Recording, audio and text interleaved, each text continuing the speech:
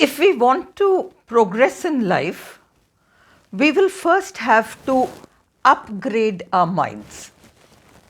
Mind को upgrade करने का मतलब क्या होता है? सबसे पहले माइंड को अपग्रेड करने के लिए आपको एक बात फिट बिठानी होगी अपने माइंड में, और वो ये है कि जो एक व्यक्ति के लिए पॉसिबल है वो हर व्यक्ति के लिए पॉसिबल है। हम कहते हैं नहीं वो पॉसिबल नहीं है, वो व्यक्ति बहुत टैलेंटेड है, वो व्यक्ति ऐसा है, उसके अंदर वो स्किल है, उसके अंदर वो सारी चीज़ें हमारे अंदर नहीं है, हमारे लिए पॉसिबल नहीं है, उसके लिए पॉसिबल होगा, उनके लिए पॉसिबल होगा, उन सब के लिए पॉसिबल होगा, बट समहाउ मुझे नहीं लगता मेरे लिए पॉसिबल है। अक्सर हमारी इस तरह की सोच हो जाती है और इसी को हम कहते हैं लिमिटिंग बिलीफ्स। मतलब हमारे बारे में ही कुछ गलत धारणाएं हो जाती हैं। अब हम एक बात को समझें। सपोज आप एक परात लें और उस परात में ढेर सारा आटा डालें और दुनिया भर का मसाला डालें और उसे आप गूंथ लें और फिर उसकी लोइयां तोड़ें, तो क्या आप दावे के साथ ये कह पाओगे कि एक लोई में फलानी चीज़ नहीं है? क्या आप कह पाओगे? क्योंकि उस पूरे आटे में, परात में जितना आटा था उसमें जितना मसाला डाला गया, उन सबको गूंथ के आपने लोइयां तोड़ी हैं, तो हर लोई में हर चीज़ एक्चुअली अवेलेबल है। उसी तरीके से हम जिस सब्सटेंस से बने हैं, हम पहले समझें कि हम कौन हैं। देखिए, मैं सपोज एक सोने का चेन आपको दिखाती हूँ। I show you a gold chain, और वो गोल्ड चेन आपको दिखा के मैं आपसे पूछती हूँ कि आप बता दो इस चेन को देखकर कि इसमें गोल्ड कहाँ ख़त्म होता है और चेन कहाँ शुरू होता है। क्या आपके लिए पॉसिबल होगा ये बताना कि यहाँ पर तो गोल्ड ख़त्म हुआ और यहाँ से चेन शुरू हुआ? आप बिल्कुल नहीं बता पाएंगे। क्यों नहीं बता पाएंगे? क्योंकि वह चेन गोल्ड का ही बना हुआ है और उस चेन के एग्जिस्टेंस या अस्तित्व की सच्चाई जो है वो गोल्ड ही है। तो इसलिए गोल्ड अलग और चेन अलग नहीं है। भले आप उस चेन को मिट्टी में डाल दो, कीचड़ में डाल दो, हाथ में उठा लो, क्या वो चेन, अगर उस चेन के पास बोलने की ताकत होती, वो अपनी कोई बात रख पाता, तो क्या वो चेन ये कह पाता कि मैं तो मिट्टी का चेन हूँ? क्योंकि वो कीचड़ में गिर गया, अब वो चेन कह रहा है कि मैं मिट्टी का चेन हूँ। क्या ये पॉसिबल है? मतलब आप ये मत देखो कि चेन का बोलना पॉसिबल है क्या। चेन अगर बोल पाता तो क्या ये बात सच हो जाती कि वो मिट्टी का चेन है? बिल्कुल नहीं। वो मिट्टी में गिर जाए, कीचड़ में गिर जाए, किसी में भी चला जाए, पेंट के डब्बे में गिर जाए, कहीं पे भी चला जाए, उसके अस्तित्व की सच्चाई हमेशा गोल्ड ही रहेगा। बाकी सारी चीज़ें ऊपरी हैं जिन्हें साफ़ किया जा सकता है, धोया जा सकता है, सब कुछ किया जा सकता है। चेन की सच्चाई वह तत्व है जिससे वो बना है, which means it is made of gold, that is its truth. उसी तरीके से हम भले कितने डिफरेंट लगे, कोई बहुत टैलेंटेड है, कोई बहुत सुंदर है, कोई बहुत अमीर है, कोई बहुत कुछ और है, कोई बहुत ख़राब है, कोई बहुत नेगेटिव है, कोई बहुत ही एक मुजरिम प्रवृत्ति का इंसान है, कोई भी है, पर हम सब का एसेंस या हम सब का अस्तित्व सेम है। हम सब एक पदार्थ, मतलब हम एक फॉर्म के रूप में हैं।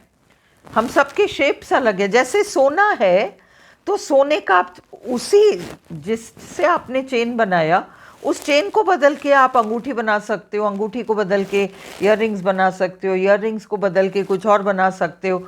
वो फॉर्म बदल सकता है, बट वो जिस चीज़ का बना है वो तो सेम ही रहेगा। सब्सटेंस उसका सेम रहेगा, फॉर्म अलग हो जाएगा। सब्सटेंस उसका गोल्ड रहेगा, उसके फॉर्म तो कुछ भी हो सकते हैं, चेन हो, चाहे बैंगल हो, चाहे नेकलेस हो, चाहे ईयर रिंग्स हो, चाहे फिंगर रिंग हो, चाहे और भी कुछ हो। उसी तरीके से हम किस सब्सटेंस से बने हैं। जैसे आटे में वो मसाले मिला के और उनको गूंद के और लोइयां तोड़ी गई थी और हर लोई में सब कुछ है, हम जिस सब्सटेंस से बने हैं उस सब्सटेंस को हम ईश्वर कहते हैं। और ईश्वर एक नाम नहीं है, ईश्वर एक रूप भी नहीं है। ईश्वर क्या है? ईश्वर एक सम टोटल है हर अच्छी चीज़ का, चाहे आप उसे सुंदरता कह लो, चाहे आप उसे अच्छाई कह लो। ईश्वर सत्य है। और सत्य क्या है? सत्य हर वो चीज़ है जो अपनी बिल्कुल श्रेष्ठता के पॉइंट पर है। और सत्य का मतलब हमको ये समझना पड़ेगा कि सारी अच्छी चीज़ें जो लाइफ की हैं, जिन चीज़ों से हमें खुशी मिलती है, जिन चीज़ों से हमें अच्छा महसूस होता है, वो सब ईश्वर है। और उस सब्सटेंस के हम बने हैं।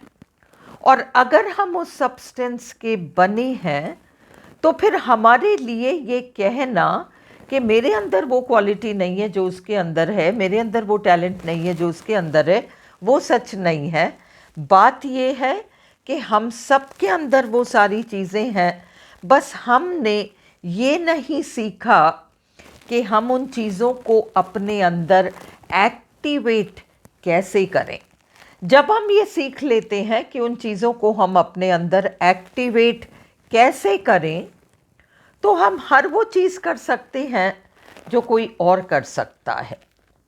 और जब हम किसी को कुछ बहुत बड़ा करते हुए देखते हैं या कुछ बहुत बड़ा पाते हुए देखते हैं, हम तुरंत हमारे मन में मेरे लिए पॉसिबल नहीं है। हमने देखा था एक वीडियो में, आई वॉन्ट दिस एंड ये बहुत स्मूथ है वाइब्रेशन हमारा, मुझे चाहिए और मुझे मिल सकता है। ये बिल्कुल आपके लाइफ का ये चाबी है आपके हाथ में। मुझे ये चाहिए और मुझे मिल सकता है।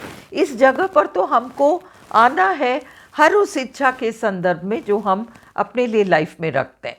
जहाँ जहाँ हम सोच रहे हैं कि मेरे लिए तो पॉसिबल ही नहीं है, वहाँ क्या होता है, हम इच्छा करना ही बंद कर देते हैं। और जब हम इच्छा ही करना बंद कर देते हैं तो वो चीज़ हमारे पास नहीं आ सकती। फर्स्ट स्टेप डिज़ायर ही नहीं है, उस चीज़ को पाने की डिज़ायर नहीं है। पहले डिज़ायर हो तो हम उस चीज़ को पाने की कोशिशें भी करें। पर जब हम पहले ही इस जगह पर हैं, मेरे लिए संभव ही नहीं है, तो हम उस चीज़ की इच्छा भी नहीं करते। सबसे बड़ी गलती हमारी वो हो जाती है। हम कैसे इच्छा करें, अच्छी चीज़ों की इच्छा अपने मन में कैसे लाएं, उसका पहला कदम है कि हमको समझना पड़ेगा, ये एक बात हमको यहाँ फिट करनी पड़ेगी कि जो चीज़ एक व्यक्ति के लिए पॉसिबल है वो हर व्यक्ति के लिए पॉसिबल है और वो मेरे लिए भी पॉसिबल है।